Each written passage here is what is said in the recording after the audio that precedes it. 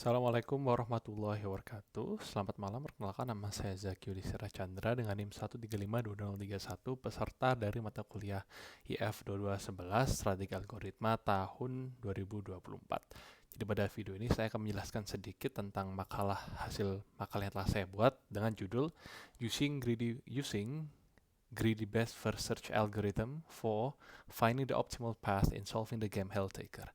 Jadi kurang lebihnya makalah ini menunjukkan bagaimana cara mengimplementasikan algoritma game BFS atau Greedy Best First Search dalam menyelesaikan mencari solusi dari game puzzle berjudul Helltaker. Pertama-tama, apa itu Helltaker? Helltaker merupakan sebuah game indie games yang dibuat oleh seseorang dari Polandia. Dan game ini berbentuk kurang lebih seperti tile-based game yang memerlukan player untuk bergerak dan mencapai suatu finish line. Dan ini player akan ditempatkan pada suatu labirin. Untuk kurang lebih gamenya seperti ini, langsung saya demokan saja. Kita akan masuk ke dalam chapter yang paling pertama. Nah, jadi cara kerjanya adalah player dapat bergerak dengan kontrol WASD atau arrow keys bawah, atas, kiri, kanan, dan player dapat menggerakkan karakternya beserta objek-objek yang ada di sekelilingnya. Contohnya adalah pertama adalah objek demon. Objek demon apabila ditendang akan bergeser dan apabila ditendang ke tembok dapat hancur. Kita lanjut, dan di pojok kiri bawah ada move yang spesifik, dan apabila move-nya sudah habis maka player akan mati dan harus mengulang dari awal. Contohnya adalah kita lihat di sini. Nah, bisa dilihat tadi player saya kehabisan moves dan player saya kalah dan harus ulang dari awal. Dan untuk menang, player harus bisa bergerak ke finish line, yaitu ada di area sekitar area yang paling kanan bawah. Ini langsung saya contohkan saja. Salah.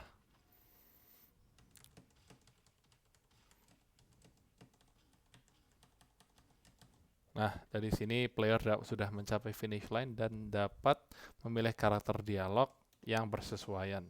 Dan apabila selesai, player akan lanjut ke stage selanjutnya. Oke, jadi kurang lebih begitu cara kerjanya. Dan di sini bisa kita lihat ini terdapat tile base, dan di sekitar itu dapat dibagikan suatu node atau suatu state yang akan menjelaskan posisi player dan keadaan game pada saat itu. Dan dari situ kita bisa membuat suatu algoritma pathfinding, yaitu untuk dalam kasus ini saya menggunakan GBFS untuk mencari path terpendek dari player ke tujuannya. Jadi yang pertama, kenapa kok saya menggunakan, ada 3 algoritma pathfinding utama, yaitu GBFS, A-star, sama UCS. Kenapa saya menggunakan GBFS? Karena mengapa tidak A-star ya katakan? Karena bila kita implementasikan ini, ketika diimplementasikan kepada UCS, karena setiap node hanya berjarak satu saja, maka ini hanya akan menjadi BFS biasa, alias heuristik untuk mencari path terdekat dari sekitar node dia itu tidak terlalu pengaruh ke perhitungan. Yang pengaruh adalah jarak antara player itu ke ujian pada saat itu. Jarak antara player itu ke target tujuan. Nah, jadi di sini kita akan menggunakan algoritma biasa, algoritma GBFS biasa. Dan di sini bisa dilihat untuk elemen-elemen objek yang ada pada gamenya, ada block yang tadi bisa ditendang kita lihat, ada debris yang tidak bisa kita lewati, ada demon woman yang menjadi tujuan akhir kita, dan ada mekanik berupa key dan lock yang nanti akan kita lihat lebih lanjut. Jadi kurang lebihnya struktur programnya terdiri dari algoritma, konfigurasi, game object, grid container, main grid, point state, dan main programnya. Jadi kurang lebih yang kita akan berangkat terlebih dahulu dari game object. Jadi game object akan, setiap objek dari Helltaker atau dari game asli Helltaker akan disimbolkan dengan ini. Misal player akan disimbolkan dengan $sign, demon akan disimbolkan dengan asterisk, dan block, dan add, dan seterusnya sampai bawah. Misal, dan itu akan disimpan pada suatu config, yaitu levelnya, config levelnya.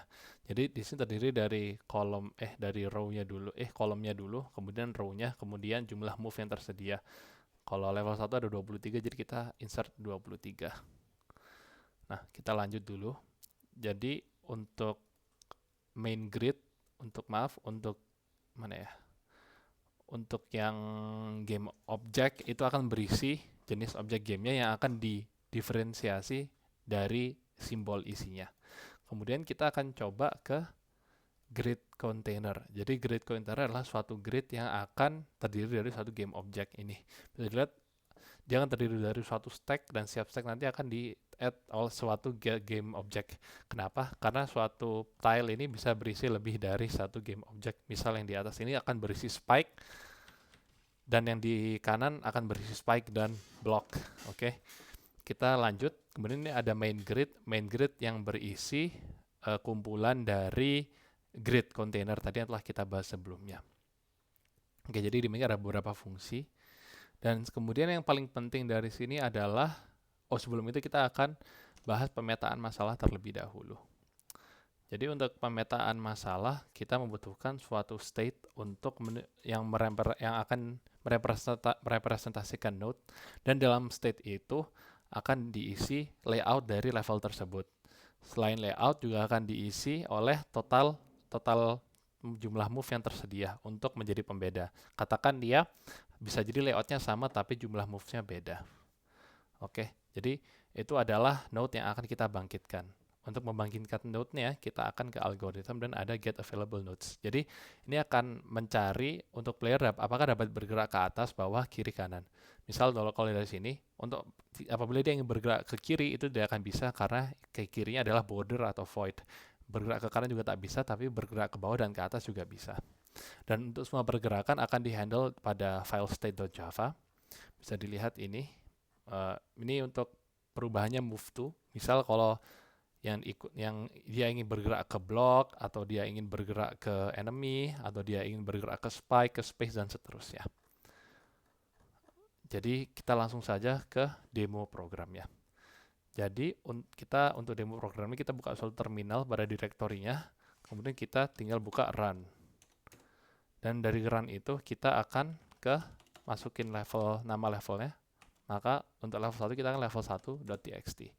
Di sini bisa lihat kurang lebih untuk visualisasinya seperti apa. Nah, dia akan mencapai goals itu, dan goalsnya di sini adalah ini, down, left, down, left, dan sekian. Kita akan coba langsung pada gamenya saja. Kita kembali ke main menu, chapter select, chapter 1. Kita coba ya, down, left, down,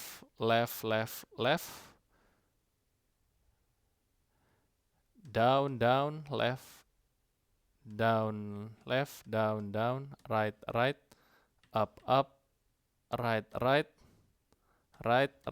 down, right. Dan kita sampai ke hasilnya. Kita lanjut ke level yang selanjutnya, yaitu level 2. Kita langsung saja run di sini. 2.txt. Untuk levelnya kita mendapat up, right, up, right, down, right, down, left, down. Nah, sesuai. Kemudian kita coba ke level 3.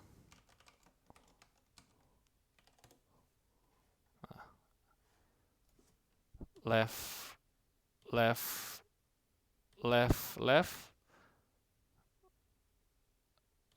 down, left, up, down, right,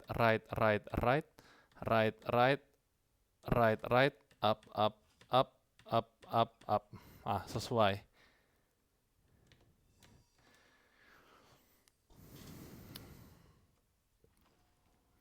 Kita lanjut ke level 4. Level 4.txt. Nah, kita lihat. Down, right, up, right, down, right, up, right, down, right, right, kemudian up. Nah, kita tadi mendapatkan suatu achievement ya, karena kita tidak usah untuk meretrieve key-nya terlebih dahulu. Nah, oke. Oke, jadi kurang lebih itu terbukti bahwa dari algoritma yang diberikan bisa menyelesaikan permasalahan atau puzzle pada game Helltaker. Jadi untuk oh ya sebelumnya untuk tadi untuk config ya, apabila dia ada key, dia akan return sebuah flag yaitu key status. Jadi apabila dia ada key yang dinotasikan dalam tanda tanya, maka dia key statusnya akan di true kan. Oke, jadi mungkin itu dulu dari saya. Terima kasih telah menonton video ini. Assalamualaikum warahmatullahi wabarakatuh.